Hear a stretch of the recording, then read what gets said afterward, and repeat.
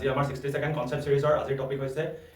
LCM ভাৰ্সেস HCF LCM আৰু HCF কি হয় এই ভিডিঅ'টো চোৱা আৰু কেতিয়াও ডাউট নাথাকিব এতিয়া চোৱা কি হয় হোৱাট ইজ HCF HCF মানে কি হয় হাইয়েস্ট কমন ফেক্টৰ হয় না আমি যদি উদাহৰণস্বৰূপে দুটা নম্বৰ লৈ লওঁ 8 আৰু 12 8ৰ হেৰি ফেক্টৰ কি হয় 1, 2, 4, 8 হয় না তাৰ পিছত 12ৰ কি হয়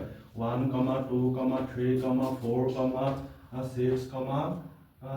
হয় না এতিয়া এই দুটা মাজত আটাইতকৈ হেৰি হাইয়েস্ট ডাঙৰ কোনটো নাম্বাৰ কমন আছে চোৱাচোন দুইটাতে কি কমন আছে 4 কমন আছে সো কি হ'ব HCF কি হ'ব 4 হ'ব ঠিক আছে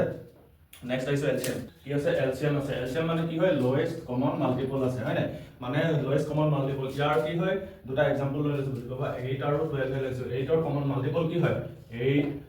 8 2 গুণ কিমান হয় 16 তিনি কিমান হয় 24 হয় না তাৰ পিছত কিমান হয় 32 12 ৰ লৈছো 12